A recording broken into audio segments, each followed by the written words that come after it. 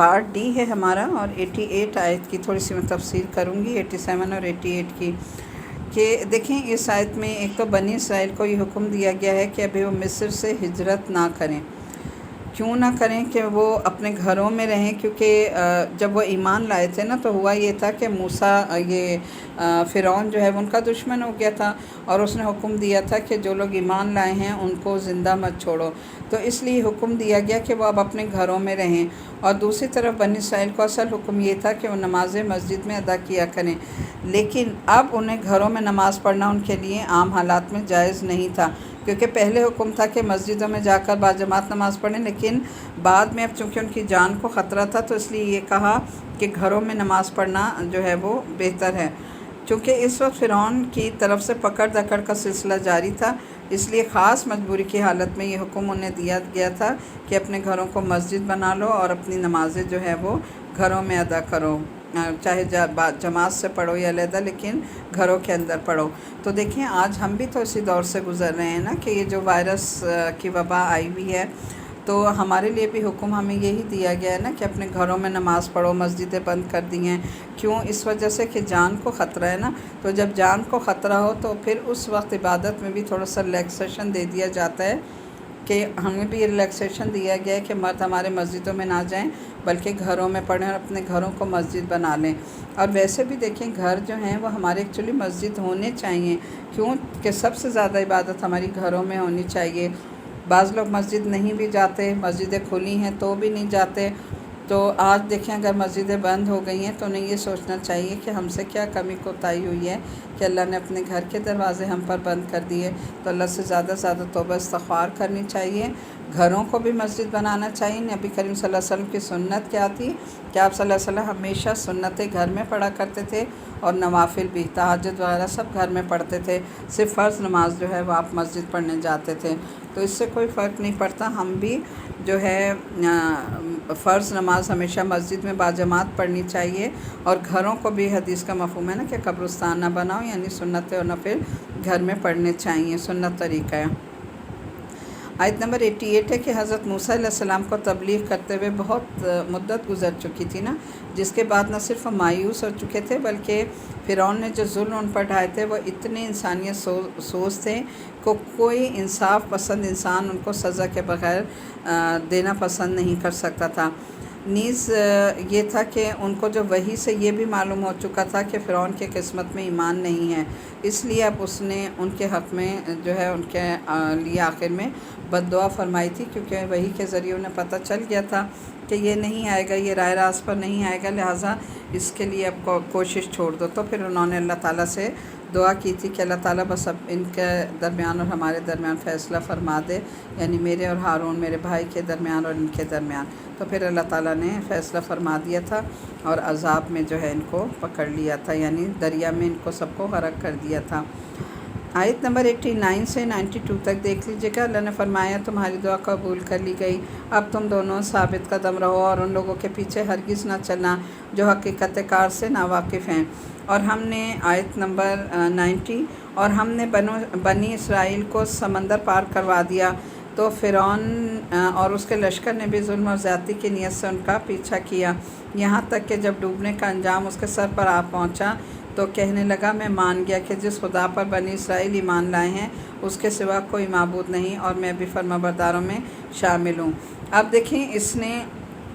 مرتے وقت جب اس کو نظر آ گیا نا کہ اب تو دریا مل گیا ہے، ظاہر ہے ہم بھی ڈوب جائیں گے، تو مرتے وقت اس نے اللہ سے توبہ کی اور اس طرح ہاتھ اٹھایا اللہ سے معافی مانگنے کے لیے۔ لیکن کہتے ہیں نا کہ جب فرشتے نمودار ہو جائیں، موت کا وقت سامنے انسان دیکھ لیں، تو پھر کوئی توبہ استغفار قبول نہیں ہوتی۔ توبہ استغفار اس وقت تک ہے جب تک موت کے آثار نمایاں نہیں ہوتے۔ اور اللہ نے اس کی لاش کو جو ہے وہ ہم سب کے لیے 1400 سال بعد بھی عبرت بنا کر اس لیے رکھ دیا کہ لوگوں کو یہ عبرت ہو کہ دیکھو لاش ویسے کتنی جلدی خراب ہو جاتی ہے، گل سڑ جاتی ہے، لیکن یہ اللہ کی حکمت ہے کہ اللہ نے اس کی لاش کو خراب نہیں کیا، ہم سب کے لیے عبرت بنا دیا کہ جو کوئی مرتے وقت توبہ استغفار کرے گا اس کی کوئی توبہ قبول نہیں ہوگی۔ آیت نمبر 91 میں ہے جواب دیا گیا کہ اب ایمان لاتا ہے حالانکہ اس سے پہلے نافرمانی کرتا رہا اور مسلسل فساد مچاتا رہا۔ آیت نمبر 92 لہٰذا آج ہم تیرے صرف جسم کو بچائیں گے تاکہ تو اپنے بعد والے لوگوں کے لیے عبرت کا نشان بن جائے۔ دیکھیں کہ اللہ تعالیٰ نے اس کے جسم کو اس لیے محفوظ رکھا کہ لوگ عبرت پکڑیں، کیونکہ بہت سے لوگ ہماری نشانیوں سے غافل بنے میں ہیں۔ تو ہمارے لیے آج اس کی لاش میں یہی عبرت ہے کہ ہم بھی مرنے سے پہلے صحیح صحت، تندرستی، ہوش و حواس کی حالت میں جتنا ہو سکے اللہ سے توبہ استغفار کر کے اللہ کو راضی کر لیں۔ اور دیکھیں 1400 سال بعد بھی یہ جو اس کی لاش تھی نا وہ نکالی گئی تھی، اور کہتے ہیں کہ قرآن میں ہی جب یہ پڑھا نا کہ اس کی لاش ہے دریا میں، تب جو ہے اس کو نکالا گیا تھا اور وہ لاش پھر سامنے آ گئی تھی۔ 92 کا تھوڑا سا دیکھ لیجیے گا تفسیر کہ جب اللہ تعالیٰ کا عذاب سر اور آنکھوں کے سامنے آ جائے یا جب کسی پر نزاع کی حالت طاری ہو جائے تو پھر توبہ کا دروازہ بند ہو جاتا ہے۔ اس وقت انسان کا ایمان معتبر نہیں ہوتا۔ فرعون کے عذاب سے نجات پانے کی کوئی صورت نہیں تھی، لیکن اللہ نے فرعون کی لاش کو محفوظ رکھا اور وہ لاش سمندر کی تہہ میں جانے کی بجائے پانی کی سطح پر آ گئی تھی نا، تیرتی رہی تاکہ سب دیکھنے والے اسے دیکھ لیں، تاکہ اور لوگ جو ہے وہ اس سے عبرت پکڑیں۔ آیت نمبر 93 اور 94 دیکھیں، اور ہم نے بنی اسرائیل کو ایسی جگہ بسایا جو صحیح معنوں میں بسنے کے لائق جگہ تھی، اور ان کو پاکیزہ چیزوں کا رزق بخشا۔ پھر انہوں نے دین حق کے بارے میں اس وقت تک اختلاف نہیں کیا جب تک ان کے پاس علم نہیں آ گیا۔ یقین رکھو کہ جن باتوں پر وہ اختلاف کیا کرتے تھے ان کا فیصلہ تمہارے پروردگار قیامت کے دن کر دیں گے۔ آیت نمبر 94 ہے کہ پھر اے پیغمبر صلی اللہ علیہ وسلم، اگر بفرض محال تمہیں اس کلام میں ذرا بھی شک ہو جو ہم نے تم پر نازل کیا تو ان لوگوں سے پوچھو جو تم سے پہلے آسمانی کتاب پڑھتے ہیں۔ یقین رکھو کہ تمہارے پاس تمہارے پروردگار کی طرف سے حق ہی آیا ہے، لہٰذا تم کبھی بھی شک کرنے والوں میں شامل نہ ہونا۔ اب یہ دیکھیں خطاب کس کو ہے؟ نبی کریم صلی اللہ علیہ وسلم کو، لیکن ان کے ذریعے ایک عمومی خطاب تمام لوگوں کو ہے کہ کسی کو اس قرآن میں جو ہے شک و شبے کی گنجائش نہیں ہونی چاہیے، کیونکہ یہ اللہ تعالیٰ کی طرف سے نازل کیا گیا ہے۔ اور ساتھ ہی یہ جو فرعون کی لاش کا بتایا گیا نا کہ سائنس نے تو اب اس کو جا کے انکشاف کیا، اور 14ویں صدی میں جا کر جو ہے اس کی 20ویں صدی میں جا کر اس کی لاش جو ہے وہ برآمد ہوئی۔ تو ظاہر ہے یہ اللہ تعالیٰ نے جو بات کہی ہے قرآن میں وہ بالکل صحیح ہے، اس پہ کوئی شک و شبہ ہم میں سے کسی کو نہیں ہونا چاہیے۔ آیت نمبر 94 میں دیکھیں کہ اس آیت میں اگرچہ بظاہر خطاب نبی کریم صلی اللہ علیہ وسلم کو ہے، لیکن ہم سب کو ہے، حقیقت میں سب کو سنانا مقصود ہے۔ آیت نمبر 95 سے 98 تک کا ترجمہ دیکھیں۔ نیز کبھی ہرگز ان لوگوں میں شامل نہ ہونا جنہوں نے اللہ کی آیتوں کو جھٹلا دیا، ورنہ تم ان لوگوں میں شامل ہو جاؤ گے جنہوں نے گھاٹے کا سودا کر لیا۔ بے شک جن لوگوں کے بارے میں تمہارے رب کی بات طے ہو چکی ہے وہ ایمان نہیں لائیں گے، چاہے ہر قسم کی نشانی ان کے سامنے آ جائے، یہاں تک کہ وہ دردناک عذاب آنکھوں سے نہ دیکھ لیں۔ بھلا کون بستی ایسی کیوں نہ ہوئی کہ ایسے وقت ایمان لے آتی کہ اس کا ایمان اسے فائدہ پہنچاتا؟ البتہ صرف یونس علیہ السلام کے لوگ ایسے تھے کہ جب وہ ایمان لے آئے تو ہم نے دنیوی زندگی میں رسوائی کا عذاب ان سے اٹھا لیا اور ان کو ایک مدت تک زندگی کا لطف اٹھانے دیا۔ اب آیت نمبر 98 کی تھوڑی سی تفسیر دیکھ لیجیے گا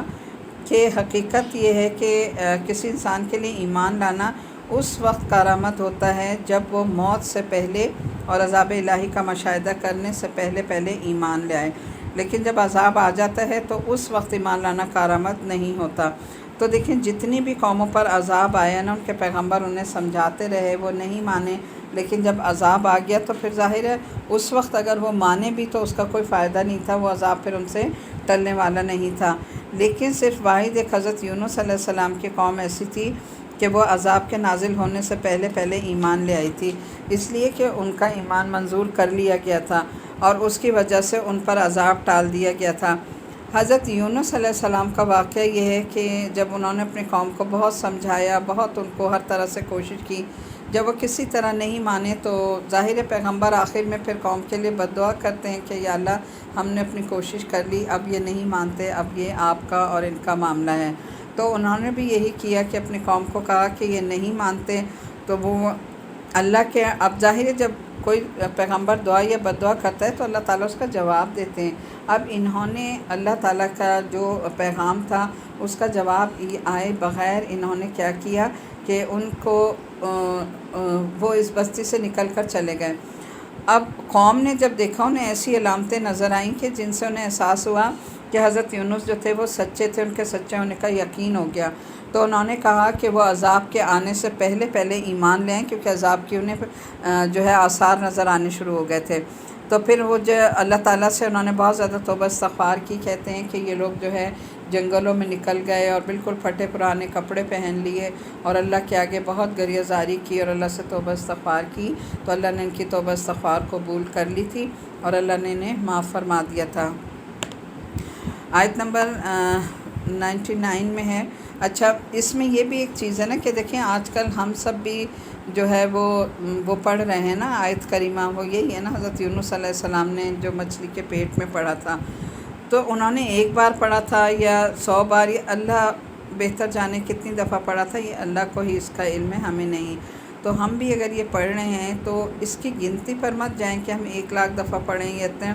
بے شک آپ خلوص نیت سے پڑھیں، اس کے معنی مطالب صحیح طرح ترجمہ سمجھ کے اللہ کے آگے رو کے اپنے گناہوں کی معافی مانگیں، کیونکہ انہوں نے سب سے پہلے اپنے گناہ کا اعتراف کیا تھا نا کہ لا الہ الا انت سبحانک انی کنت، کہ بے شک میں ہی ظالم تھا۔ تو آپ بھی اپنے گناہوں کا ہم سب مل کے اعتراف کریں کہ اللہ ہم نے اپنی اپنی جگہ گناہوں میں سب نے حصہ ڈالا اور آج ہمیں عذاب کے مستحق ہوئے۔ تو پھر اس کو پڑھنے کا کوئی فائدہ ہے، لیکن صرف تسبیح کو گھما لینا یا اس کی کوانٹٹی یا گنتی پوری کر لینا، اس کا کوئی فائدہ نہیں ہے۔ اللہ تعالیٰ کو ہماری کوالٹی، ہمارے دل کے وہ چاہیے کہ ہم سچے دل سے اللہ تعالیٰ کے آگے توبہ استغفار کریں۔ آیت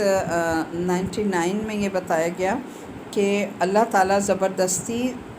چاہیں تو سب کو مومن بنا دیں، اللہ کے لیے کیا مشکل ہے، کون کہیں سب مومن ہو جائیں۔ لیکن چونکہ دنیا جو ہے یہ دارالامتحان ہے نا، یہاں انسان کا امتحان ہو رہا ہے اور ہر شخص کو یہاں یہ آزادی ہے کہ وہ اپنی مرضی اور اختیار سے ایمان لائے، کسی کے ساتھ زبردستی نہیں کی جائے گی۔ اللہ تعالیٰ کا طریقہ نہیں ہے، کسی اور کے لیے نہ یہ جائز ہے۔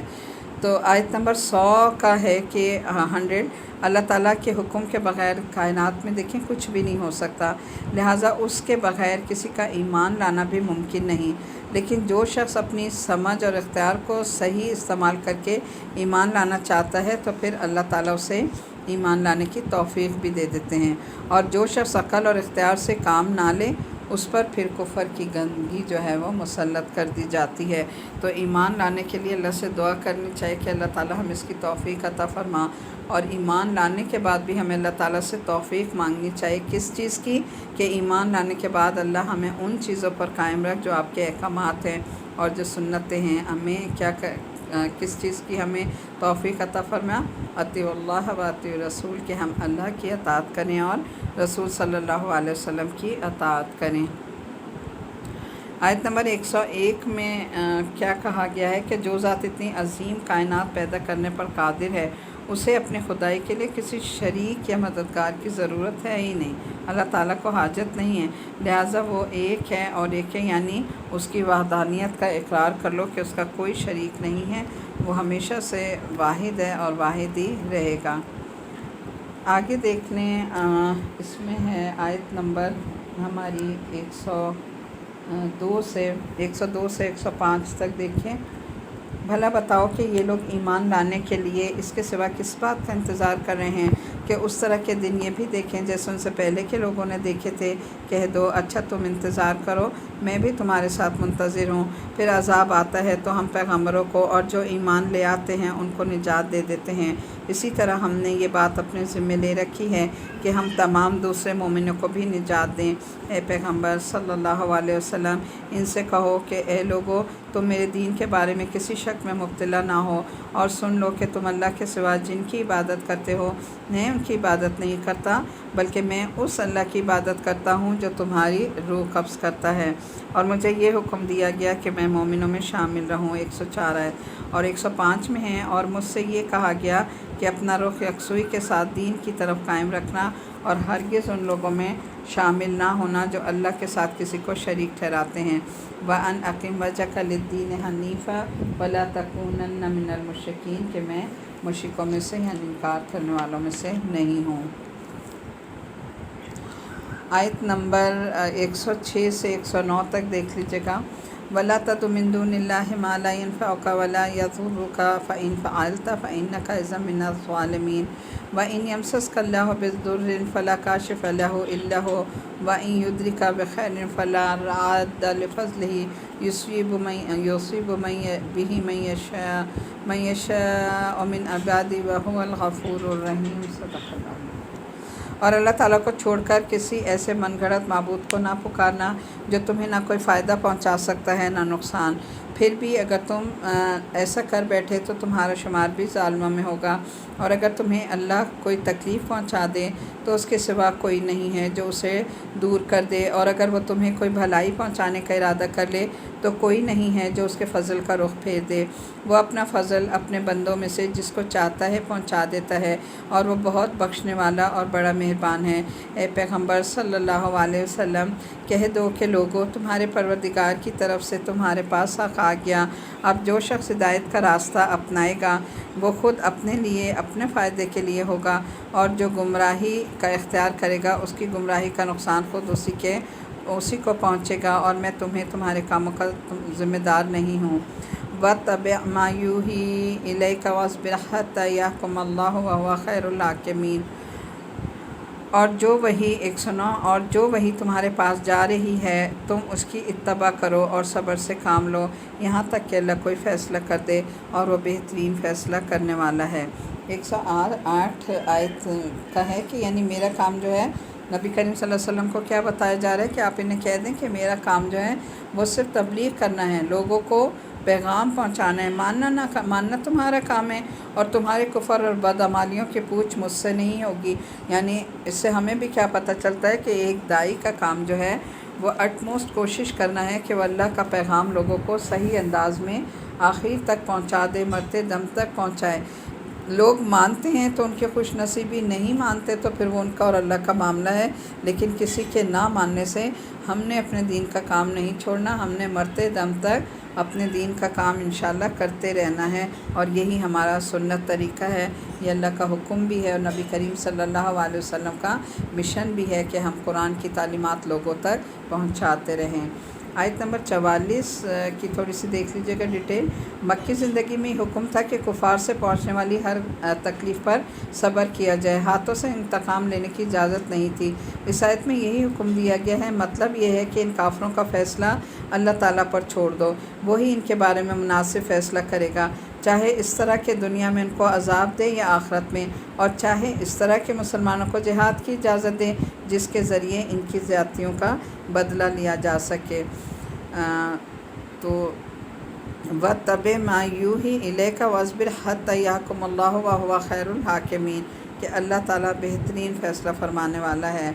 یہاں الحمدللہ ہمارا 11واں پارہ مکمل ہو گیا، انشاءاللہ تعالیٰ پھر ہم 12واں پارہ اسٹارٹ کریں گے۔